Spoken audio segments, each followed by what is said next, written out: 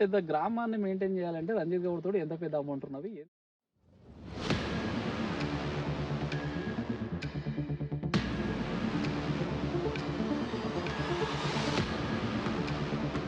జనాలంటే ఇంత పిచ్చి దేనికైనా పైసలు ఎక్కువైపోయి ఇట్లా పైసలు పంచుతా ఉన్నాడు జనాలకు.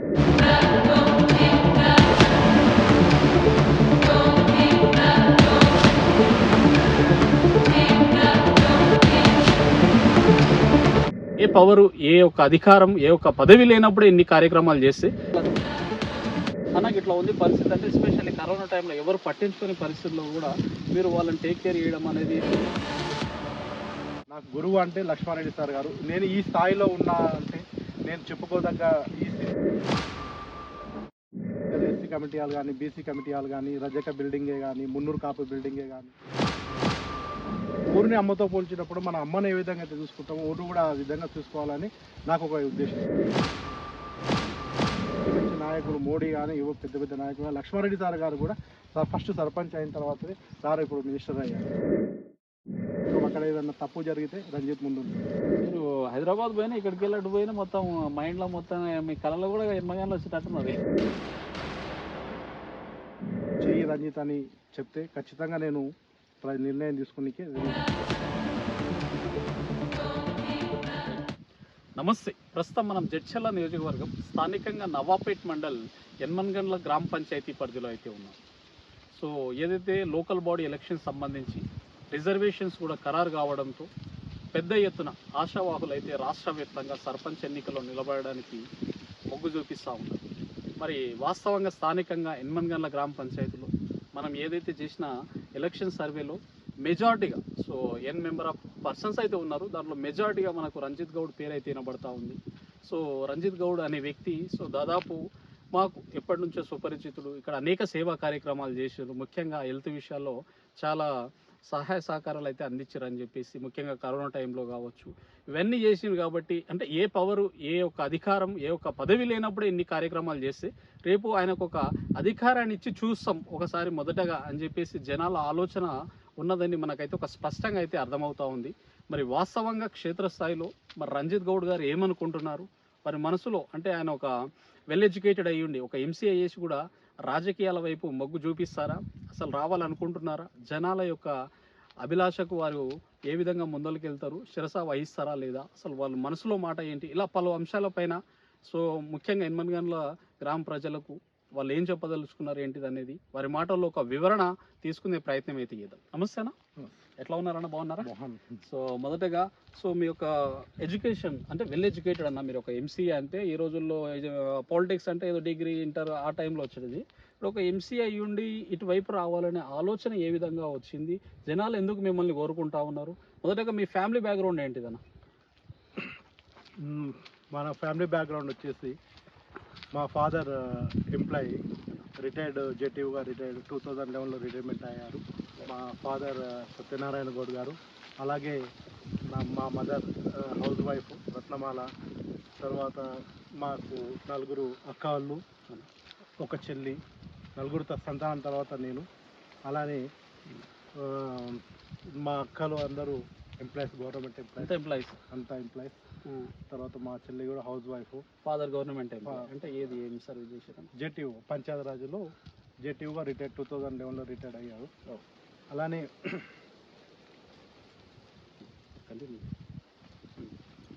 తర్వాత నాది graduation MCA 2000, post graduate MCA 2011లో కంప్లీట్ అయింది. అప్పుడు ఒక 2 సంవత్సరాలు 3 సంవత్సరాలు అంబేరీ ఈస్ట్లో ముంబైలో సాఫ్ట్వేర్ ఎంప్లాయీగా పనిచేశారు. ఆ తర్వాత 2014లో మళ్ళీ లక్ష్మారెడ్డి సార్ గారు రావడం, తర్వాత నేను సార్ దగ్గరికి పిఏగా వెళ్ళడము. సార్ హెల్త్ మినిస్టర్, ఇప్పుడు హెల్త్ మినిస్టర్ ఉన్నప్పుడు పిఏ చేశారా? ఇప్పుడు హెల్త్ మినిస్టర్ సార్ ఎమ్మెల్యేగా ఉన్నప్పటి నుంచి సార్తో పాటే ఉన్నాను పిఏగా.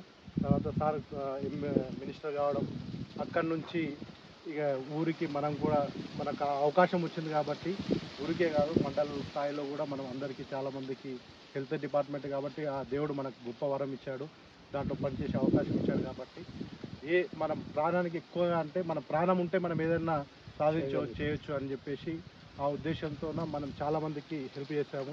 అంటే ముఖ్యంగా గ్రామంలో ఎవరిని అడిగినా మెజారిటీ పర్సన్స్ ఏమంటా ఉన్నారంటే హెల్త్ విషయంలో మాకు ఏదో ఒకటి చేసారండి. నేను పర్సనల్గా కొన్ని మెంబర్స్ తీసుకొని కాల్ చేయడం కానీ డైరెక్ట్ అటెండ్ అయితే మాకు ఇట్లా మా ఫాదర్కి లేకపోతే మా మామకు కొంతమంది ఏంటంటే అవుట్ ఆఫ్ వాళ్ళ రిలేషన్స్ కూడా అన్నకి ఇట్లా ఉంది పరిస్థితి అంటే ఎస్పెషల్లీ కరోనా టైంలో ఎవరు పట్టించుకునే పరిస్థితుల్లో కూడా మీరు వాళ్ళని టేక్ కేర్ చేయడం అనేది అప్పుడున్న మీకు మినిస్టర్ గారి యొక్క హెల్ప్ తోట ఏదో విధంగా అంటే ఈ ఊరోళ్ళు అంటే ఓట్ బ్యాంక్ కోసం వర్క్ చేస్తారు ఎవరైనా సరే రేపు ఆయన ఓటు ఇస్తాడని అవుట్ ఆఫ్ వాళ్ళని కూడా వర్క్ చేయడం అంటే ఎట్లా అన్నది అంటే మనం మినిస్టర్ తెలంగాణ స్టేట్కి మొత్తం మినిస్టర్ కాబట్టి మనకు ఆ పవర్ ఉంది కాబట్టి సార్ దగ్గర ఉన్నాం పనిచేస్తున్నాం కాబట్టి ఆ ఉద్దేశంతో మనం ప్రతి ఒక్కరికి హెల్ప్ చేయడం జరిగింది. ఇక్కడని కాదు, మనం ఏ జిల్లాకు పోయినా చాలా ఒక 10% అన్న మనం గుర్తించే స్థాయిలో మనం ఆ పేరు సంపాదించుకున్నాము.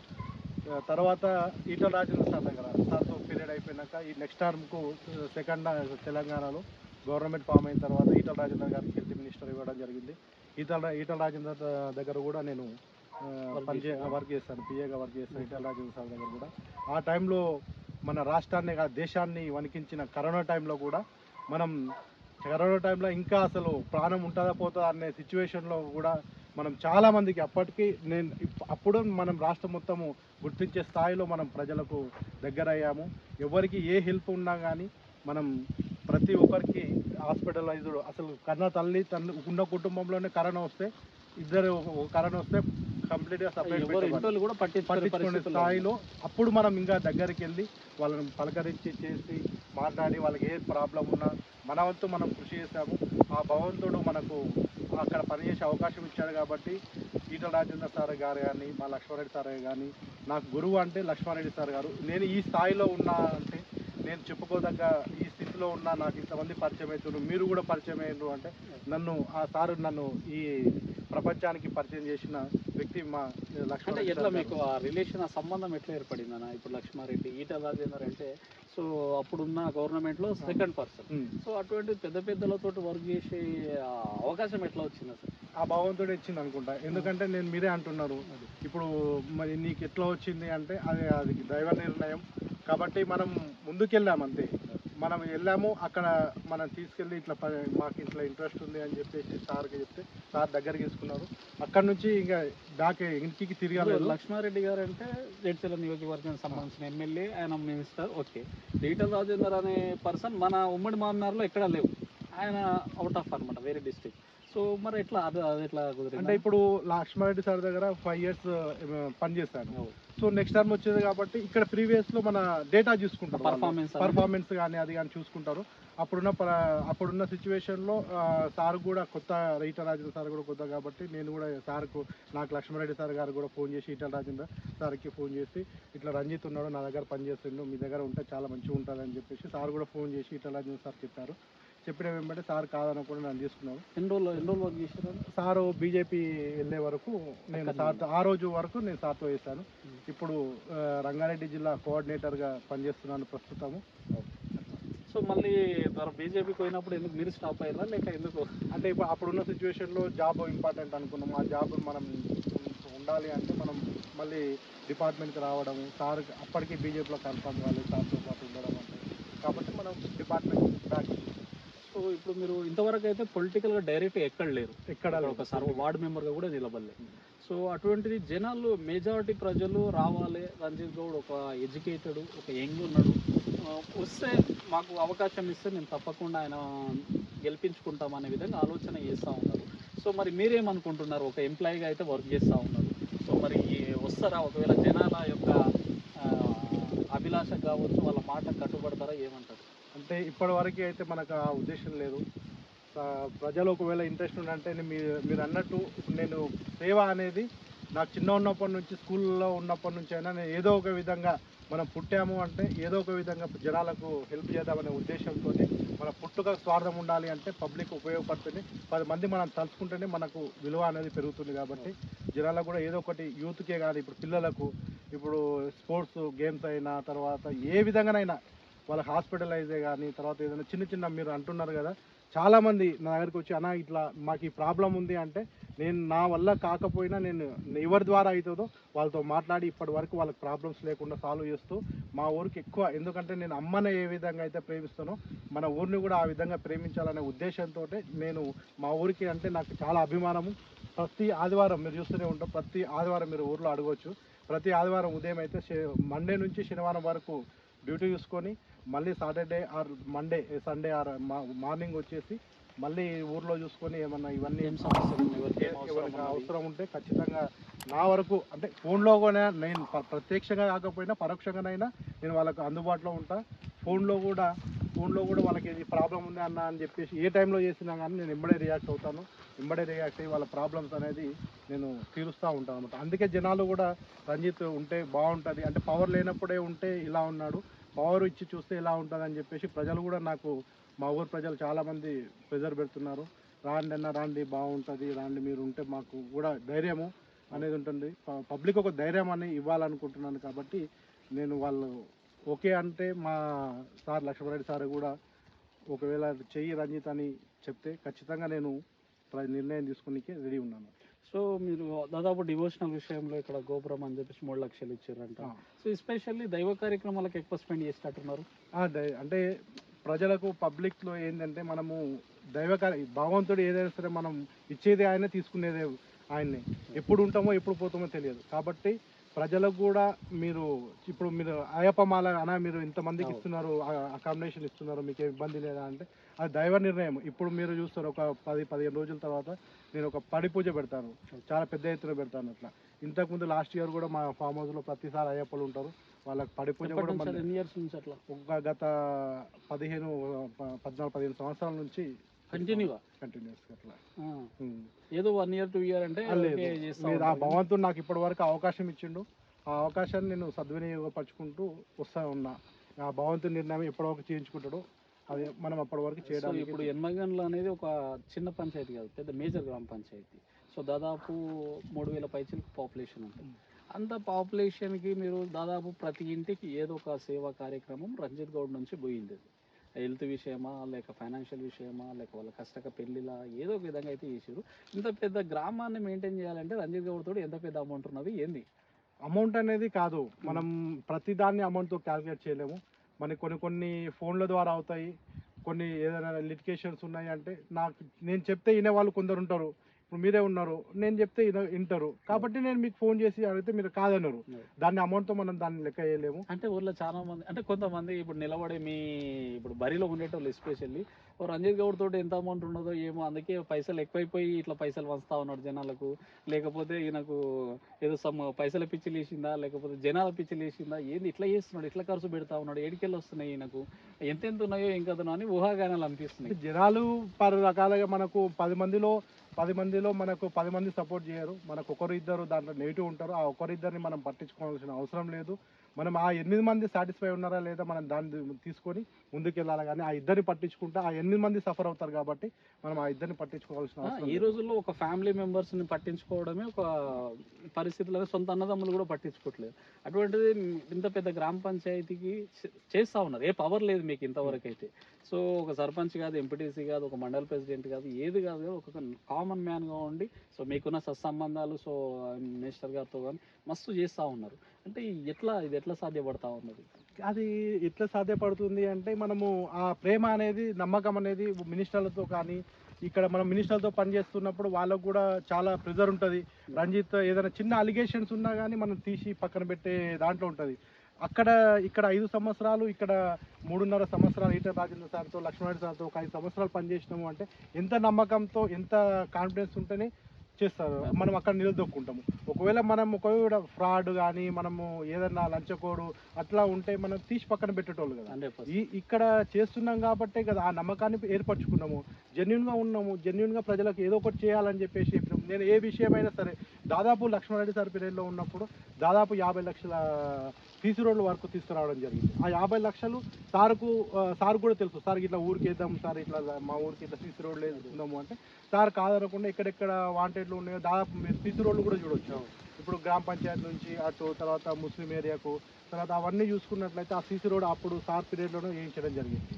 అట్లా ఇప్పుడు ప్రజలు మన మేజర్గా 10 years గవర్నమెంట్ రూల్ చేసింది టీఆర్ఎస్. ఆ టైంలో ఎన్మన్ గన్లకు ఏమేం చేశారు మీ ఆధ్వర్యంలో? గుడి కట్టించాము. గుడి మెయిన్గా గుడికి టెంపుల్కి గోపురం కట్టించాము ఆ టైంలోనే. పిల్లలకు ఇప్పటి వరకు ఒక దాదాపు ఒక 14 ఏళ్ల క్రితం అంటే కుల మతాల వైజ్గా ఈ వినాయకులు పెట్టుకునేవాళ్ళు, గ్రామ పంచాయతీ దగ్గర పెట్టేవాళ్ళు. తర్వాత గ్రామ పంచాయతీ ఇప్పుడు అలా ఎవరు వాళ్ళు పెట్టుకుంటూ పోతా ఉంటే పిల్లలు కొంతమంది వచ్చి అన్న మాకు వినాయకుడు ఈసారి పెడదాము అంటే నేను ఒక చిన్న విషయం చెప్పడం జరిగింది జనాలకు. మీరు అందరు కలిసి ఒక దగ్గర యూనిటీగా పెట్టుకోండి, దానికి వినాయకుడి విగ్రహం నేనే ఇప్పిస్తాను, తర్వాత ఖర్చులు నేనే పెట్టుకుంటాను, ఫస్ట్ పూజ మనమే ఇద్దాము అని చెప్పేసి అప్పుడు చెప్పడం జరిగింది. ఆ రోజు నుంచి దాదాపు ఇప్పటికీ 12-13 సంవత్సరాలు అవుతుంది. పోయినసారి వరకు మనమే ఇప్పిస్తూ ఉన్నాము, ఆ భగవంతుని ఆజ్ఞ. మనం ఇప్పటి వరకు వినాయకుడిని ఇప్పించి మొదటి పూజ పెట్టుకుంటూ ఇప్పటికీ కార్యక్రమాలు అనేది బ్రహ్మాండంగా జరుగుతున్నాయి. వినాయకుడు అంటే గుర్తొచ్చేది మొదటగా మా ఊర్లో రంజిత్. అట్లా ఏదైనా సరే మనం దైవ కార్యక్రమం. అయ్యప్ప మాలలు కూడా అయ్యప్ప మాలలని అయ్యప్ప చేస్తూ ఉంటాం, పాటి పూజ అవన్నీ కామన్గా చేస్తూ ఉంటాము. ఈసారి గత 2 సంవత్సరాల క్రితం సతీష్ నారాయణ గురుస్వామి లాస్ట్ ఇయర్ చనిపోయారు. అటు లాస్ట్ ఇయర్ స్వామి కూడా మా దగ్గరికి వచ్చి బ్రహ్మాండంగా పూజలు చేసి చాలా పెద్ద ఎత్తున జరిగింది. జిల్లాల నుంచి కూడా చాలామంది వచ్చారు, దాదాపు ఒక 2000 అయ్యప్ప స్వాములు వచ్చి ఇక్కడ పూజల్లో పాల్గొనడం జరిగింది. సో మేజర్గా మీరు 10 yearsలో ఏమైనా బిల్డింగ్స్, కొత్త కమ్యూనిటీ హాల్స్ కానీ, బిల్డింగ్స్ కానీ, సీసీ రోడ్స్ కానీ ఏమైనా మీరు ఉన్నారు కాబట్టి, అంటే మంత్రి గారి దగ్గర మీరు ఉన్నారు కాబట్టి స్పెషల్లీ మీకు ముందే ఊరంటే ప్రేమ ఉన్నది, ఆ టైంలో చేసి అంటారు బాగానే పెద్ద ఎత్తున. ఇప్పుడు ఎస్సీ కమ్యూనిటీ హాల్ కానీ, last year SC community hall కానీ, బీసీ కమ్యూనిటీ హాల్ కానీ, రజక బిల్డింగే కానీ, మున్నూరు కాపు బిల్డింగే కానీ, తర్వాత ఈ రోడ్డుకు వేయడానికి రోడ్డు వేయించడమే కానీ, తర్వాత మున్నూరు కాపు బిల్డింగ్ రుకంపలలో అదొకటి, అది మనం స్టార్ట్ చేయడం జరిగింది. ఎస్సీ కమ్యూనిటీ హాల్ పూర్తి అయింది. ఈ 4 బిల్డింగ్లు ఒకటి ఇంకా సగం వరకు ఆగినాయి. ఈ సగం కూడా నేను మొన్న మా ఊరు వాళ్ళతో పెద్దలతో మాట్లాడడం జరిగింది. ఇవి కూడా వర్క్ శాంక్షన్ ఇస్తే కట్టి కంప్లీట్ చేద్దామని చెప్పేసి మాట్లాడడం జరిగింది. సో ఇప్పుడు సర్పంచ్ ఎలక్షన్ తీసుకుంటే, సో రేపు ఎల్లుండి నోటిఫికేషన్ రిలీజ్ అయ్యే అవకాశం ఉంది. సో వితిన్ 15 daysలో ఓటింగ్ కూడా కంప్లీట్ కాబోతుంది. మరి దీనికి సంబంధించి స్థానికంగా మీరు ఆల్రెడీ జాబ్లో ఉన్నారు అక్కడ, సో మరి ఈ టైం ఎట్లా స్పెండ్ చేయగలుగుతారు, ఎట్లా కేటాయించగలుగుతారు? మీరే అంటున్నారు కదా, ఇప్పుడు హైదరాబాద్లో చాలా మందికి డౌట్ ఏంటంటే రంజిత్ అనే వ్యక్తి హైదరాబాద్లో ఉంటాడు, ఊరికి ఎట్లా వస్తాడు, ఊరికి ఎట్లా టైం స్పెండ్ చేస్తాడు? మదర్ ఫాదర్ ఇక్కడే ఉంటారు, తర్వాత ఇక్కడ ఇల్లు ఉంది మనకు. ఇప్పుడు ప్రతి ఒక్కరు డౌట్ ఏంటంటే రంజిత్ ఇక్కడ ఉండి టైం స్పెండ్ చేయగలుగుతా, ఇక్కడ ఫామ్ హౌస్లోనే మనం ఇల్లు కట్టుకున్న వాళ్ళము, ఇక్కడ టైం మనకున్న దాంట్లో ఉండలేమా? కాబట్టి మనం పబ్లిక్ అందుబాటులో ఫోన్లో కాకుండానే ప్రత్యక్షంగా కూడా ఉంటాము. మనం ఏది ఉన్నా సరే పబ్లిక్ దగ్గరగానే అవుతాము. సో ఇప్పుడు మెజారిటీ ప్రజలు అయితే మీ వైపు మొగ్గు చూపిస్తూ ఉన్నారు. మరి వాళ్ళకు నిజంగా ఇప్పుడు ఏదైతే మీరు అంటా ఉన్నారో ఈ సేవా కార్యక్రమాలు ఇంతకుముందు అయితే చేశారు, అది కంటిన్యూయేషన్లో రేపు పవర్ వచ్చిన తర్వాత ఒక సర్పంచ్ గెలిపించిన తర్వాత అప్పుడు కూడా గిట్నే ఉంటారా, లేక అధికారం ఉందని చెప్పేసి మన మారే పరిస్థితులు ఉన్నాయి? 100% రంజిత్ అనే వ్యక్తి మారలేడు. ఎందుకంటే ఖచ్చితంగా పబ్లిక్లో మీరే అంటున్నారు అన్నా మిమ్మల్ని రంజిత్ అన్న నాకంటే ఏజ్లో పెద్ద ఉన్న వాళ్ళు కూడా నన్ను రంజిత్ అనే అంటారు. అంటే నేను గొప్ప కాదు, ఎందుకంటే ఆ ప్రేమ అనేది వాళ్ళతో సంపాదించుకున్నాం, వాళ్ళకు ఒక నమ్మకం అనేది క్రియేట్ చేసినాం. ఇప్పుడు మనం డైరెక్ట్ ఏది ఉన్నా సరే పబ్లిక్ నా వరకు రాకుండా డైరెక్ట్ ఎవరికైతే ఉందో వాళ్ళని నిలదీయడానికి నేను పబ్లిక్ని తయారు చేస్తూ ఉన్నా. వాళ్ళకు అంత ధైర్యం అనేది పబ్లిక్లో నింపిన కాబట్టి రంజిత్ అనే వ్యక్తిని పబ్లిక్ అంతా నమ్ముతారు. సో యూత్ ఫాలోయింగ్ బాగుంది రంజిత్కి ఊర్లో అంటా ఉన్నారు. అంటే యూత్కు ఏంది స్పెషల్, ఏదైనా ఎంప్లాయ్మెంట్ ఇప్పిస్తున్నారా లేక ఎట్లా? ఎంప్లాయ్మెంట్ అంటే నా వరకు వచ్చింది, ఇప్పుడు నేను నా కుల మతాలకు అతీతంగానే నేను ఉంటాను, అందరితో చాలా సన్నిహితంగా ఉంటాను. కాబట్టి వాళ్ళకి ఇప్పుడు నేను ఎడ్యుకేషన్ పరంగానే కానీ మన ద్వారా అయ్యేది గురుకుల పాఠశాలలో కానీ, తర్వాత నా పరిధిలో అయ్యేది సీట్సే కానీ, తర్వాత ఇప్పుడు జాబ్స్ అన్నారు. జాబ్స్ అంటే ఇప్పుడు మా ఊర్లో ఒక పేర్లు చెప్పను, ఒక 10-15 మంది వాళ్ళని తీసుకెళ్ళి నేను జాబ్లో పెట్టియడం జరిగింది. ఇప్పుడు వాళ్ళు మంచి స్థాయిలో ఉన్నారు, మంచిగా వెల్ సెటిల్డ్. అట్లా సో ఒక్కరిని కాదు ఆ కుటుంబాన్ని కుటుంబాన్ని నిలబెట్టినట్టు వాళ్ళు తలుచుకుంటారు. వాళ్ళు మీకు కూడా మీరు అడిగితే కూడా వాళ్ళు చెప్తారు రంజిత్ అన్న వల్లనే మేము ఈ స్థాయిలో ఉన్నాము, ఈ స్టేజ్లో నేను అడిగినా నాకు మెజారిటీ ప్రజలు కూడా చెప్పారు అదే. అందుకని నేను అంటున్నా ఎంప్లాయ్మెంట్ యూత్ ఫాలోయింగ్ బాగున్నది. స్పెషల్లీ సరే ఇంకా కొంచెం ఏజ్డ్ పర్సన్స్ బయటకు చెప్పలేకపోవచ్చు కానీ ఆ పిల్లోడు మంచిగానే చేస్తా ఉన్నాడు అబ్బా, ఇక్కడ ఏ ఫ్రాడ్ కానీ ఇంత కానీ ఇక్కడ ఊర్లో ఒక రూపాయి సంపాదించుకున్నది అయితే లేదు, ఇంకా ఆయన సంపాదించుకున్న దాంట్లోకి వెళ్ళి ఊరికి స్పెండ్ చేస్తూ ఉన్నాడు అనే విధంగా అంటా ఉన్నారు. 100% అదైతే కరెక్ట్. ఎందుకంటే నేను పబ్లిక్లో ఒక ఇంటి ఉంటే ఆ ఇంట్లో ఎవరికైనా మన దగ్గర నుంచి లబ్ధి పొందిన వాళ్ళు ఉంటారు, పెద్దోళ్ళే. కానీ ఆ ఇంట్లో ఒక బాబు ఖాళీగా ఎడ్యుకేషన్ కంప్లీట్ అయ్యింది, ఎడ్యుకేషన్ కంప్లీట్ అయ్యి వాళ్ళు ఇక్కడ అంటే తెలియదు, రూట్ తెలియదు. ఆ రూట్లో నేను తీసుకెళ్ళి వాళ్ళకి ఏ ఇంట్రెస్ట్ ఉందో దాంట్లో పెట్టి వాళ్ళని సెటిల్ చేస్తాను కాబట్టి వాళ్ళకి అనేది ఒక నమ్మకం అనేది ఏర్పరిచినాం అనమాట. అందుకే మీరు అన్నట్లు వాళ్ళందరూ ఆ విధంగా అభిమానం అనేది అక్కడ నుంచి స్టార్ట్ అయింది అనమాట. సో దాదాపు 10 ఏళ్ళు సరి దగ్గర ఉండి బీఆర్ఎస్ హయాంలో కొంతమేరకు అభివృద్ధి పనులు చేశారు. రేపు మిమ్మల్ని జనాలు గెలిపించిన తర్వాత ముఖ్యంగా ఎన్మన్గండ్లలో ఇప్పుడు ప్రస్తుతం ఎటువంటి సమస్యలు ఉన్నాయి, మీరు ఆ సమస్యల పరిష్కారం కోసం ఏ విధంగా ప్రయత్నం చేయబోతున్నారు? మనకి ఇప్పుడు గ్రామ పంచాయతీలో చాలా ఇష్యూస్ ఉన్నాయి. మీరు కూడా ఇందాక చూస్తారు, చాలా ఇష్యూస్ ఉన్నాయి. ముఖ్యంగా రోడ్లు, ప్రతి ఇంటికి ఒక బైక్ కానీ కనీసం ఒక కార్ అన్న ఉంటుంది. తర్వాత ఈ మంచినీటి సౌకర్యం, ఇప్పుడు మన ఈ తూక్యాతాండాలో తీసుకుంటే ఈరోజు నీళ్ళు సరిగ్గా రావట్లేదు వాళ్ళకి. సో అటువంటి మేజర్ లైటింగ్ మా ఊరు అనేది ఒకప్పుడు వెలుగుతుంది, కానీ ఇప్పుడు కొన్ని పరిస్థితుల వల్ల లైటింగ్ కూడా లేదు. వీధి లైట్లు చాలా మటుకు అవన్నీ చాలా ప్రాబ్లమ్స్ ఉన్నాయి. అవన్నీ మనం కూర్చొని నెక్స్ట్ మీటింగ్లో నేను పబ్లిక్ ఏం చేయగలుగుతాను, ఒక 1 year తర్వాత ఎన్మన్గండ్ల రూపురేఖలు ఎట్లా ఉంటాయి, రాష్ట్రంలోనే కాదు దేశంలో చర్చించుకునే విధంగా మా ఊరిని తయారు చేద్దామని నాకుంది.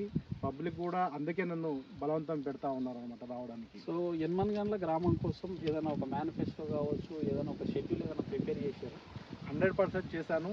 ఫస్ట్ నేను ఇప్పుడని కాదు, నేను ఎప్పుడైతే ఒక గత 2 సంవత్సరాల నుంచి నేను ఈ విధంగా అంటే నేను ఇందాకని కూడా చెప్పాను, మా ఊరు అనేది కన్నా అమ్మతో సమానం కాబట్టి మా ఊరిని ఎట్లా డెవలప్ చేసుకోవాలి, ఏ విధంగా డెవలప్ చేయాలి. ఇప్పుడు మా ఊరు 1964లో మా స్కూల్ అంటే దాదాపు ఒక 80 ఏండ్ల చరిత్ర స్కూల్. ఒకరు ఎంపీ మొన్న ఎంపీ శ్రీనివాసరెడ్డి గారు కూడా మా ఊర్లోనే చదువుకొని పోయారు. చాలా పెద్ద పెద్ద వ్యక్తులు ఉన్నారు.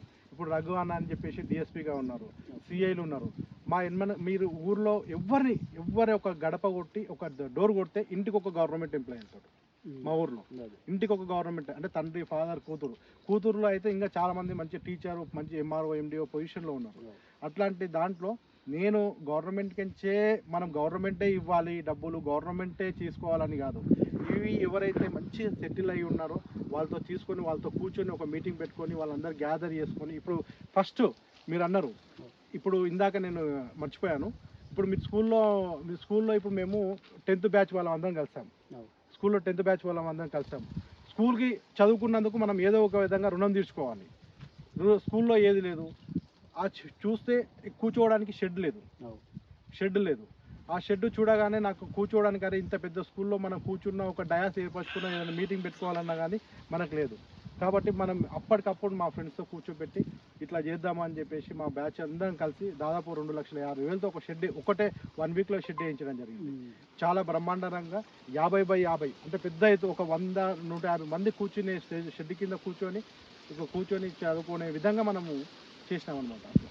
సో అంటే ప్రతి సెక్టార్లో ఉంటున్నారు, ఎడ్యుకేషన్ సెక్టార్ కావచ్చు, హెల్త్ డిపార్ట్మెంట్ కావచ్చు, ఎడ్యుకేషన్, సో ప్రతిదీ. సో ఎక్కడ సమస్య ఉన్నదంటే అక్కడ రంజిత్, ఎక్కడ సమస్య ఉన్నా రంజిత్. సో ఇప్పుడు ఊరిపైన బ్రతకడానికి అంటే రాజకీయాలు బ్రతకడానికి అయితే చేస్తున్నారు. ఆల్రెడీ మీరు ఒక వెల్ సెటిల్ మంచి జాబర్, ఆల్రెడీ మీరు సో ఫామ్ హౌస్ అంటే ఒక మంచి సెటిల్గా అయితే ఉన్నారు. అటువంటి సెటిల్ అయిన తర్వాత మ్యాక్సిమం సిటీకే పరిమితం అయిపోదాం అన్నట్టు ఊరు సైడ్ రూరల్ బ్యాక్గ్రౌండ్ సైడ్ చూసుడు కష్టం, పండుగ పబ్బానికి వస్తూ ఉంటారు. కానీ మీరు మళ్ళీ ప్రతి సండే ఒక టైం పెట్టుకొని ఆ సిస్టమేటిక్గా ఒక ప్రొఫామ్ అనేది ఫాలో అవ్వకుండా ఊర్లో అంటే ఎట్లా అన్న మళ్ళీ ఎందుకు ఇంత ప్రేమ, ఎన్మన్గండ్ల మీద ప్రేమనా లేక ఏంది ఇది? ఊరి మీద ప్రేమ. మనం ఊరిని అమ్మతో పోల్చినప్పుడు మన అమ్మని ఏ విధంగా అయితే చూసుకుంటామో ఊరిని కూడా ఆ విధంగా చూసుకోవాలని నాకు ఒక ఉద్దేశం. అంటే మనం ఇది కాదు, ఇంకా రేపు ఫర్దర్గా మనం దీనికంటే ఇంకా మంచి పొజిషన్లో కూడా పోవచ్చు మనకున్న సర్కిల్స్. కానీ మనం దీన్నే ఎందుకు కాన్సన్ట్రేషన్ చేస్తున్నాం అంటే ఫస్ట్ నువ్వు ఇక్కడ విజయం సాధించినాక నువ్వు డెవలప్ చేసుకున్నాక ఆటోమేటిక్గా నీకు పేరు అనేది ఉంటుంది, గుర్తింపు అనేది ఉంటుంది. రేపు నువ్వు భవిష్యత్తులో నువ్వు ఎదగాలనుకున్నా కానీ ఇక్కడ నుంచే స్టార్ట్ అవుతుంది. కాబట్టి అందరూ చాలామంది మంచి నాయకులు, మోడీ కానీ పెద్ద నాయకులు, లక్ష్మారెడ్డి సార్ గారు కూడా ఫస్ట్ సర్పంచ్ అయిన తర్వాతనే సార్ ఇప్పుడు మినిస్టర్ అయ్యారు. అంటే వాళ్ళని రోల్ మోడల్గా తీసుకుంటున్నారా? నేను రోల్ మోడల్ లక్ష్మారెడ్డి సారే.